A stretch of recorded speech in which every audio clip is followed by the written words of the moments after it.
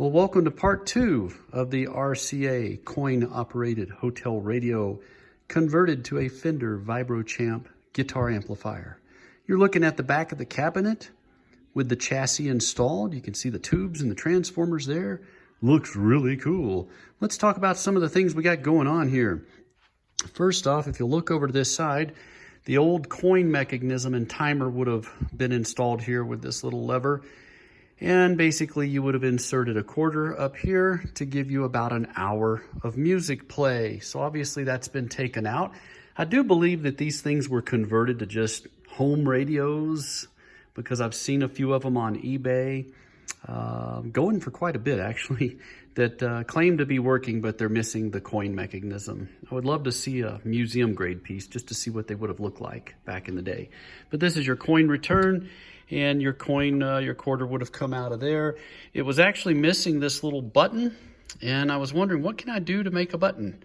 Well, I came up with one of these pins here, these touch-up pins, and took the bottom out and made a push button, looking like a push button there. Flared it out and glued it with JB Weld. The cabinet itself was bead blasted at a local place by a very grumpy guy. And that's simply Krylon, rattle can, hammer tone finish paint. It's pretty close to the original colors that I could find on the internet. So let's tilt it forward, take a look inside the chassis to point out a couple of cool features here. First off, if you'll look down to the right on the inside, the very front of the chassis, a wire's coming out of it that goes up. That's tapping out of the filament circuit through a little nifty disconnect plug. And it goes up to these lights. These light sockets and their clips came out of the radio that also once housed the dial indicator that's on the front from either the late 30s, early 40s. Those were not actually grounded with a separate wire. I did have to solder in the black wire, put some heat shrink on there to keep them insulated, and attach them to the clips. I think they originally relied on a chassis ground. I do have the original bulbs, ironically, that came with that, and they both work, but I'm not going to use them. I'm going to save them for a rainy day. And there's your dial indicator mounted to a piece of wood that's in there. And when it's lit up inside here, you see the dial on the front, which we'll turn around and look at in a second. Everything's labeled in the back. And also your tube sockets are labeled. And for Uncle Doug, I have to point out that I did go with the Vibro-Champ tube chart with the UL print on there, the stamp of the UL.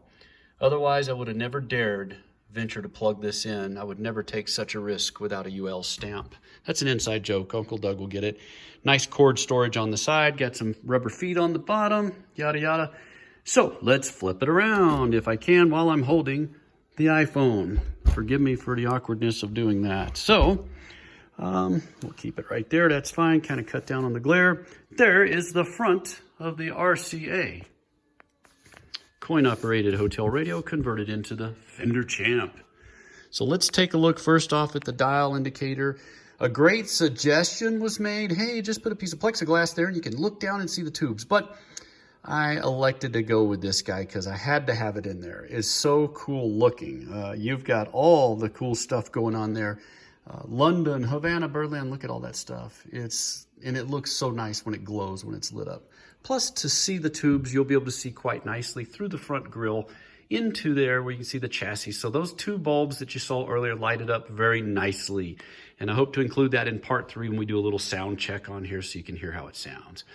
So you've got your power switch, obviously your light that comes on and off, and your volume, treble, bass, and then speed and intensity for the tremolo. There's your input for the guitar. Then this is your tone stack lift switch, which takes the treble and bass out of the circuit, makes it sound like a Fender Champ, I guess, if you want to put it that way. What's cool about this is how we mentioned in part 1, where all the components come through the chassis and then into the cabinet, and then the captive nuts go on the back here to bolt it. The metal on the back of this all the paint was removed, sanded to bare metal so that the aluminum chassis is grounded to this metal cabinet to keep things safe in accordance, obviously, with the UL sticker in there, right? And the old straps that went on here, well, they took a beating. This thing had gotten pounded on the corner, and so I straightened it out the best I could. Obviously, there was some dents and dings along the way that I filled in and sanded and primed before I put the Rust-Oleum rattle can hammer tone paint on there. But I do want to thank the following people. Obviously, Uncle Doug, inspiration. I've always wanted to do something like this, but I never could figure out how to connect the dots, and he taught me how to do that through his videos, as well as another great guy out on YouTube, Terry at D-Lab. Awesome guy, does a lot of these boutique builds as well, repurposing things. Those two guys are incredible. Watch their videos. I want to thank Nick at Cherrytone for the parts and the inspiration and for letting me borrow his circuit diagram for this. I want to thank my buddy Dan at Virtuoso Customs in LaPorte, Colorado, for teaching me how to do things over the years, and for teaching me mostly that if I can dream it, I can do it. Thank you, Dan. You're amazing. This thing turned out great, and look forward to part 3 where I will dare play my guitar for the world to hear me, which is, I'm not the greatest guitar player, but I love the sound of this amplifier. So we will do some sound samples in part 3 later in the weekend so you can see it lit up and hear it. Thanks a lot. Have a good day.